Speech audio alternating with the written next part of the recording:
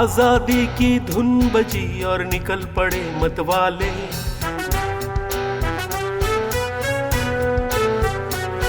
ओ आजादी की धुन बजी और निकल पड़े मतवाले।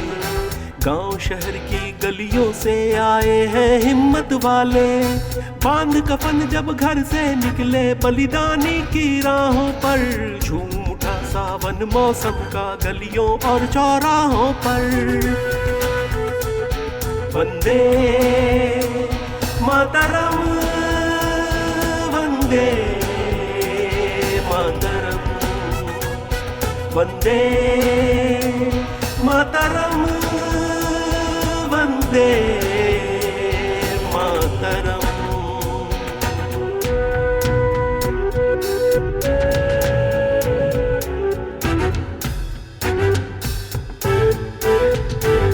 क्या होगा आगे वह कब सोचा है कोई जो उसको रोका है। मर जाएगा मिट जाएगा माता की एक पुकार पे। कट जाएंगी जंजीरें उसके नजरों की धार से। जमी कभी रुक जाती है चलती है उसकी चाहों पर। झूम उठा सावन मौसम का गलियों और चौराहों पर। वंदे मातरम वंदे मातरम वंदे मातरम वंदे मातरम। भारत की धरती हमेशा वीरों की धरती रही है। छत्रपति शिवाजी, महाराणा प्रताप, रानी लक्ष्मीबाई, इन जैसे वीर योद्धाओं की कभी कोई कमी नहीं हुई। इन्होंने अपने पराक्रम से बड़े बड़े तुर्रम खानों को लोहे के चने चबाने पर मजबूर कर दिया था। इन्होंने अपने पराक्रम से अंग्रेजों को भारत छोड़ने पर मजबूर कर दिया था। ऐसे वीर योद्धाओं की गिनती में एक नाम और जुड़ता है, तिलका मांझी। ये आदिवासियों का मसीहा बनकर सामने आए, यानी कि गरीबों का दोस्त और अंग्रेजों का दुश्मन। इन्होंने अंग्रेजों को भारत छोड़ने पर मजबूर तो कर ही दिया था, साथ में लड़ाई का बिगुल भी फूंक दिया था। इन्होंने अंग्रेजों को बेइज्जती और अपमान का घूंट पीने पर भी मजबूर कर दिया था। और इन्हीं सब के साथ उधर अंग्रेज सरकार निर्णायक लड़ाई की तैयारी में जुट गए थे और इधर आदिवासी और तिलका मांझी की फौज भी अंग्रेजों से लड़ाई के युद्ध में दृढ़ता के साथ डटे हुए थे। ये खुनलन के मर जाने से काफ़ी नुकसान हुआ है और ये ब्रिटिश एम्पायर के लिए बहुत शर्म की बात है कि एक मामूली से अनपढ़ आदमी एक बड़ा ऑफिसर को मार दिया। उसकी ये जुर्रत। सर, इन आदिवासियों को तिलका ने भड़काया है। Who in hell is Tilka? Sir, Tilka उन आदिवासियों का नेता है। आदिवासी वही करते हैं जो तिलका कहता है। क्या वो उसका मुखिया है या राजा? नो सर, ना तो वो राजा है और ना ही मुखिया, बस एक आदिवासी है। और आदिवासियों के मुखिया का पूरा संरक्षण मिला है। और ये छापामार युद्ध भी उसी ने शुरू किया है। और ये छापामार का स्टाइल लड़ने का, वो क्या सोचता है कि ब्रिटिश एम्पायर को झुका सकते हैं? आप लोग चुप क्यों हैं? क्या आप लोग का पास कोई ताकत नहीं है कि उसके सामने करें? सर, ये आदिवासी पहले हमारे लिए गुलामों का काम करते थे, या हमारी मजदूरी करते थे। लेकिन अब जैसे ही हम उनके गांव में जाते हैं, ये हम पे हमला कर देते हैं। और ये सब शुरू कब हुआ था? सर, कुछ साल पहले भागलपुर के आसपास के गांव में भीषण अकाल पड़ा था। उस समय तिलका हम लोगों के गोदामों को लूट कर इन भूखे नंगे आदिवासियों में बांट दिया था। How dare he! उसके बाद से तिलका इन आदिवासियों का मसीहा बन गया। मसीहा या डाकू? Sorry sir. सर, इस लूट के बाद आसपास के गांव में उसके चाहने वाले लाखों में हो गए। लेकिन सर, वो एक डरपोक आदमी है, हमेशा छिप कर वार करता है, इसलिए पकड़ा नहीं जाता। Enough of this crap of yours. I want him dead or alive. और चुप से ले जाओ, पूरा जंगल को जलाना है जला डालो, but I want Tilka. Sir, Tilka ने उन जमींदारों को भी मारना और लूटना शुरू कर दिया है जो हमारी मुखबरी करते थे। वो अपने इस लड़ाई को संथलल कहता है, इसीलिए सारे आदिवासी उसके साथ खड़े हैं और वो हर लड़ाई जीत रहा है। बस करो ये बकवास। आई वॉन्ट हिम, जिंदा या मुर्दा किसी हाल पे। एक आदिवासी जो ब्रिटिश एम्पायर को झुकाना चाहता है। हम इस देश पे आया है सर झुकने नहीं, सर झुकवाने के लिए। Do you understand? सर। और जो सर नहीं झुकता है काट डालो। सर।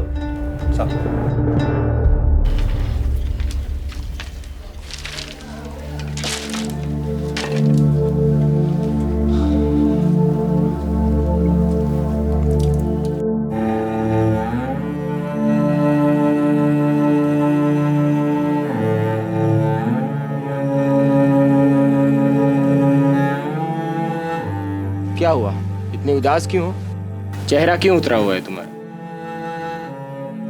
ऐसी क्या बात है जो हमें नहीं बता सकते?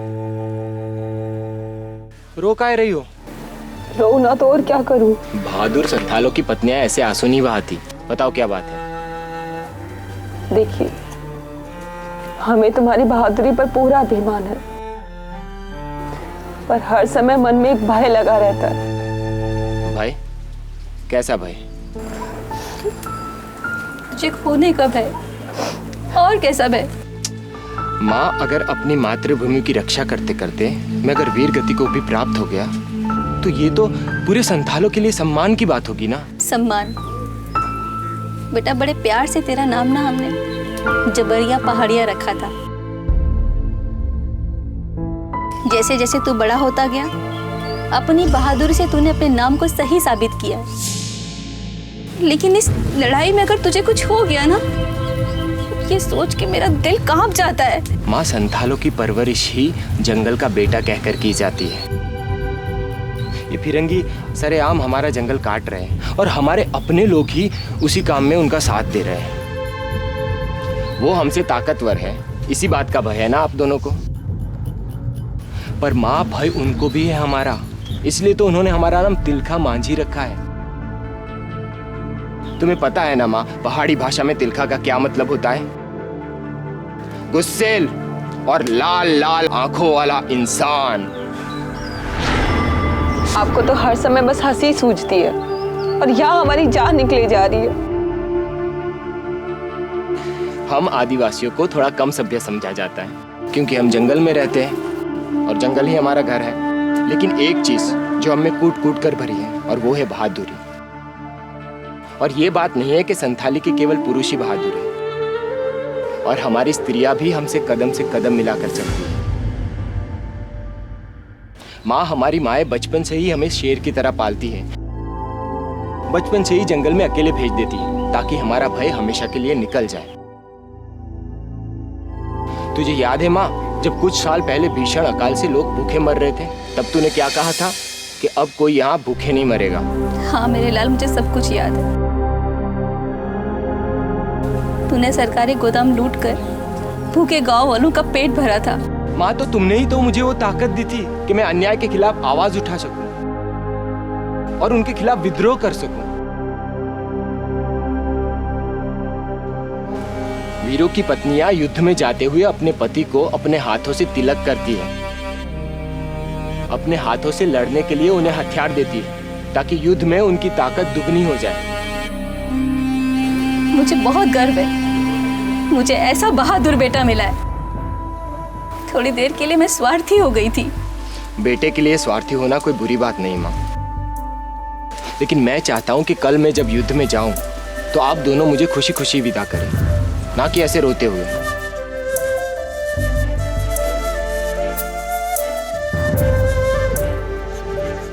जा, तू अंदर जा, बच्चों को खाना खिला दे।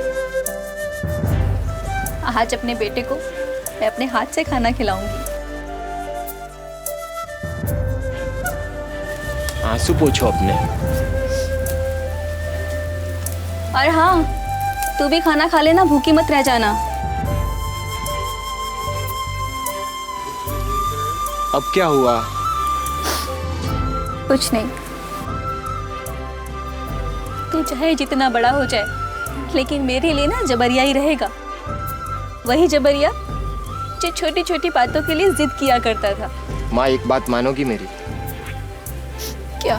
माँ, अगर इस लड़ाई में हमें कुछ हो जाए तो तुम आंसू नहीं बहाओगी, बल्कि गर्व करोगी और जंगल में हमारे नाम के कुछ पेड़ लगाओगी, ताकि हमारे जाने के बाद भी लोगों को कुछ मिलता रहे। मुखिया जी, हम लोगों ने सब तीरों को अपने हाथों से परखा है।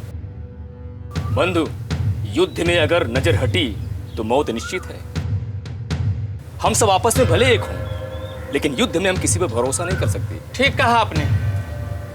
इसीलिए एक दूसरे को दोबारा परखना बहुत जरूरी है। ये कोई मामूली लड़ाई नहीं है, अंग्रेजों के खिलाफ एक निर्णायक युद्ध है, जिसकी प्रेरणा तिलका जबरिया पहाड़िया से मिली है। ठीक कहा। एक उलझन है, लेकिन कैसी उलझन? यह कि मुखिया तो आप हैं, फिर सारे लोग तिलका की बात क्यों मानते हैं? कुछ लोग पद के मोहताज नहीं होते। तिलका वो है जिन्होंने हम सबको इकट्ठा कर हमें जीने का लक्ष्य बताया। वो हमारे नेता हैं, उनके पीछे हम आखिरी सांस तक लड़ते रहेंगे, ऐसा प्रण किया। लेकिन हम उनका मुकाबला कैसे कर पाएंगे? क्वीलैंड को उनके ही नेतृत्व में मारा गया। हम संथाल हैं, अपनी मातृभूमि की रक्षा के लिए अगर अपने प्राणों को भी न्यौछावर दे तो हमें गर्व होगा। इस मिट्टी में हमारा रक्त बह जा तो हमें गर्व होगा। अभी तुम लोग के मन में कोई शंका है? नहीं नहीं मुखिया जी, तिलका सिर्फ हमारा नेता नहीं, हमारे लिए तो मसीहा की तरह है। माफ करना, हम थोड़ी देर के लिए बहक गए थे। तब ठीक है, चलो हमले की तैयारी करते हैं। जी जी मुखिया जी। जय भवानी, जय भवानी, जय भवानी, जय भवानी।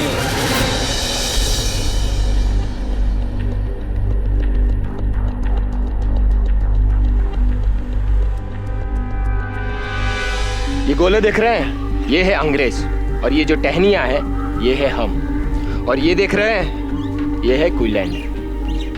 किस कार्य में व्यस्त हो भाई तुम लोग? कल अंग्रेजों के खिलाफ रणनीति बनाई जा रही है। भाइयों, जैसे एक एक वृक्ष मिलकर पूरा जंगल बनता है, वैसे हम सब मिलकर ये लड़ाई जीत सकते हैं। हाँ, और ये रणनीति हमें अंग्रेजों ने ही सिखाई है। और हमें यह संदेश भी दिया है कि हम अपने सभी साथियों को समझाएं, और साथ ही यह संदेश भी दिया है कि इसी तरह हम एक होकर उनका मुकाबला कर सकते हैं, ताकि कल को युद्ध के समय हम सब एक दूसरे का पूरा पूरा साथ दे सकें। लेकिन मेरे मन में एक शंका है, क्या हम मुट्ठी भर लोग अपने तीर कमान से उन लोगों का मुकाबला कर पाएंगे? मैं मानता हूँ कि वो शक्तिशाली है, पर क्या हम लोग अपने आत्मसम्मान के लिए भी ना लड़ें? अलग अलग होकर जुल्म सहने से तो अच्छा है कि हम एक होकर उनका सामना करें और उनको हरा दें। महाभारत में व्यास जी ने कहा है, हे धृतराष्ट्र, अलग अलग लकड़ियां जलती हैं तो धुआं निकलता है, लेकिन एक साथ प्रज्वलित होती है। इसी तरह हम लोग आपस में फूट डालेंगे तो दुखी रहेंगे, लेकिन आपस में एक साथ रहें तो सुखी होंगे। क्या तुम लोगों को चींटियों के बल में एकता का और विश्वास नजर नहीं आता? कैसे वो अपने से अधिक भार को एक तिनके के समान उठा लेते हैं। इसी तरह जरूरत है हम सब तिलका पर विश्वास दिखाते हुए इनका साथ दें। जय भवानी, जय भवानी, जय भवानी, जय भवानी, जय भवानी, जय भवानी, जय भवानी। मुखिया जी कुछ परेशान दिख रहे हैं आप, क्या बात है? अरे कल का सूरज तो हमारे लिए नया दिन लेकर आएगा। बात तो तुम्हारी ठीक है, लेकिन कहीं आप ये तो नहीं सोच रहे हैं कि अगर ये युद्ध हम हार गए तो? नहीं नहीं भाइयों, ऐसी कोई बात नहीं है। लेकिन मुखिया जी, आपकी चिंता का कारण क्या है? इनकी चिंता का कारण मुझे समझ में आता है। मुखिया जी की चिंता का कारण यह है कि हमने क्वीलैंड को मार दिया है, और फिर एक लड़ाई आ गई। इसके बाद क्या? तुमने ठीक अनुमान लगाया। मुखिया जी, माँ भवानी कल भी हमें विजय दिलाएगी। हम आज या कल के लिए नहीं लड़ रहे हैं। क्वीलैंड की हत्या के बाद इन अंग्रेजों को इतना तो पता चल गया है कि अब हम चुप नहीं बैठने वाले। लेकिन ये बार बार की लड़ाई उनके क्रोध को और भड़का नहीं देगी? बिल्कुल भड़का देगी, लेकिन जंगल की आग सबको जलाकर खाक कर देती है। फिर ये तो मामूली से फिरंगी है जिन्होंने हमारी मातृभूमि पर कब्जा कर लिया है। मैं तिलका के बात से सहमत हूँ। अगर ये युद्ध हम हार भी गए तो क्या हुआ? आने वाली कल की पीढ़ी हम संथालों की कुर्बानी को याद रखेगी। ठीक कहा तुमने, कल की लड़ाई निर्णायक साबित होगी। कल के बाद शायद वो लोग हमारी तरफ आंख उठाकर भी नहीं देख पाएंगे। तिलका, मैं जब भी तुम्हारी बातें सुनता हूँ ना तो मेरा रक्त दौड़ने लगता है। और दौड़ना भी चाहिए। मेहमान बनकर आई ये फिरंगी हमारी आत्मा तक गिरवी रखना चाहती है और ये हमें कीड़े मकोड़ों से अधिक नहीं समझते। लेकिन तुमने तो साबित कर दिया ना, वो तुम्हें मामूली समझकर भूल कर बैठे। धन्यवाद भाई, लेकिन आप लोगों का साथ नहीं होता तो मैं अकेला कुछ नहीं कर पाता। साथ क्यों नहीं देते?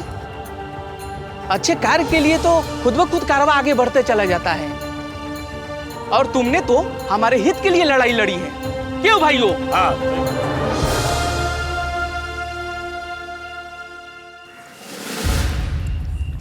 क्या हुआ सर, आप चिंतित लग रहे हैं? आप ब्रिटिश राज के पुराने वफादार हैं और हमने भी आपके लिए काफ़ी कुछ किया है। और आपका झंडा हमारे झंडे के नीचे हमेशा लटका हुआ है हवा में, और मैं चाहता हूँ कि वो हमेशा यहाँ पे रहे। लेकिन आजकल ये जंगल वाला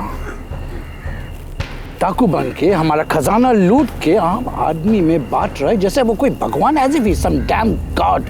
कौन है वो सर? कल ही आपके कदमों पर लाकर रख दूंगा।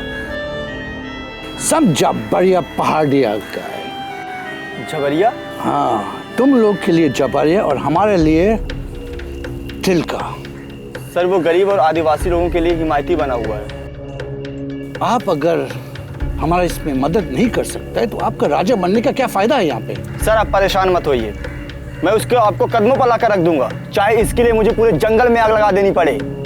मैं कल ही अपने लोगों को काम पर लगा देता हूँ, लेकिन सर उसे छल से ही पकड़ा जा सकता है। ये सब हमको सुनने का जरूरत नहीं। I don't need this crap. अगर तुमने इस पे हमारा मदद किया तो भागलपुर का पूरा हिस्सा पते पे लिख के आपको दे।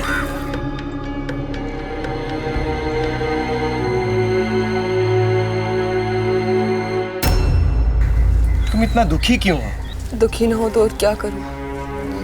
जिसका पति अंग्रेजों के साथ युद्ध लड़ने जा रहा हो, वो औरत और क्या करेगी? तुम्हें तो खुश होना चाहिए कि हम अंग्रेजों से अपनी जंगल माता, अपने गांव की रक्षा के लिए लड़ने जा रहे हैं। तुम समझ काहे नहीं रहे हो? उन अंग्रेजन के पास आधुनिक हथियार हैं, बंदूक है, गोले हैं, और हमारे पास ये तीर कमान। इनसे कैसे मुकाबला लड़ा जा सकता है? पिछली बार भी तो हमने युद्ध करा था ना, हम जीते थे। पिछली बार विजय हुए थे तो इसका मतलब ये नहीं कि इस बार भी विजय हो जाओगे। उनके पास अगर हथियार है तो हमारे पास भी उनको परास्त करने की तकनीक है। इस बार भी हम ही विजयी होंगे, तुम हमारी चिंता ना करो, तुम बस भगवान से प्रार्थना करो। अभी चलो तुम्हारे ये आंसू पोंछो, वरना तुम्हारे आंसुओं से हम कमजोर हो जाएंगे, ठीक है? चलिए, माँ बाबूजी बाहर प्रतीक्षा कर रहे हैं।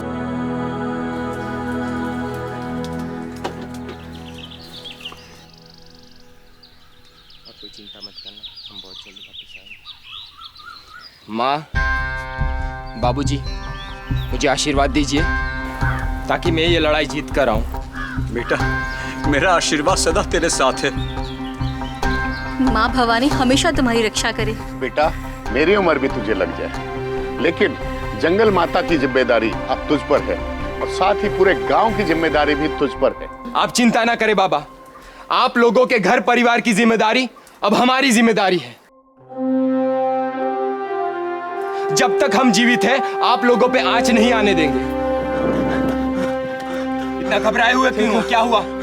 वो अंग्रेज फिर से हमला करने के लिए आ रहे, और इस बार तो तिलका उनके साथ बहुत बड़ी सेना भी है, और कोई बहुत बड़ा अफसर भी है। मेरे भाइयों, हमारे लिए फिर से परीक्षा की घड़ी आ गई है। पिछली बार भी उन्हें हराया था, इस बार भी हराएंगे, तो तैयार हो जाइए, अब हमें देर नहीं करनी चाहिए। तिलका, तुम चिंता मत करो, इस बार भी उन्हें धूल चटा देंगे। हाँ भैया, इस बार हमारा उत्साह भी दुगना है। अरे धूल चटा देंगे इन गोरों को। जोश और उत्साह में कोई गलत काम मत कर लेना। इस बार वो दुगनी ताकत से आ रहे होंगे और सचेत होकर भी आ रहे होंगे। इस बार हमें उनको अपने से कम नहीं नापना है। आप बस आदेश करें भैया, हमें जल्द से जल्द उनकी तरफ कुछ करना चाहिए। वो भी तेजी से हमारी तरफ बढ़ रहे होंगे। तो फिर देर किस बात की है? अपने अपने शस्त्र उठाओ और हो जाओ तैयार फिर से विजयी होने के लिए। जय भवानी, जय भवानी, जय भवानी, जय भवानी। और इस निर्णायक लड़ाई ने तिलका और उसके साथियों पर गंभीर असर डाला। तिलका के ज्यादातर साथी या तो मारे गए या गंभीर रूप से घायल हो गए। यहाँ तक कि तिलका के परिवार वाले भी इस लड़ाई में शहीद हो गए थे। गंभीर तिलका को उनके साथियों ने एक एकांत झोपड़ी में ले जाकर इलाज करने की सोची और अंग्रेजी हुकूमत ये जान चुकी थी कि इस वक्त तिलका की ताकत काफ़ी कमज़ोर है और वो गंभीर चोटों की चपेट में है और अगर इस वक्त तिलका को नहीं पकड़ा गया तो वो अंग्रेज़ी सरकार के लिए एक बड़े खतरे के रूप में पैदा हो सकता है। और यही सब सोचकर जब तिलका एकांत झोपड़ी में विश्राम कर रहे थे तो अंग्रेज़ी हुकूमत ने पूरी ताकत के साथ उनके ऊपर धावा बोल दिया।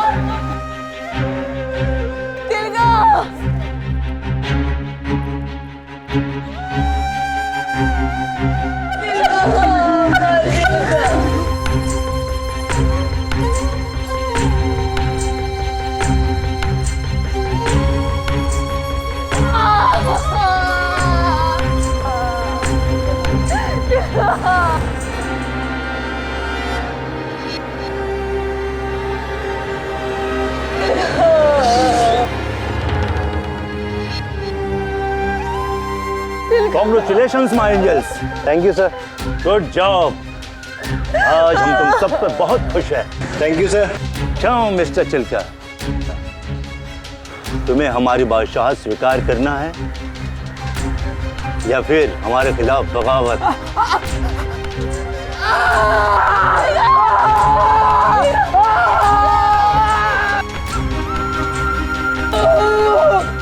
देखो, हम तुम्हें फ्री कर सकता है लेकिन तुम्हें हमारी अधीनता स्वीकार करनी है।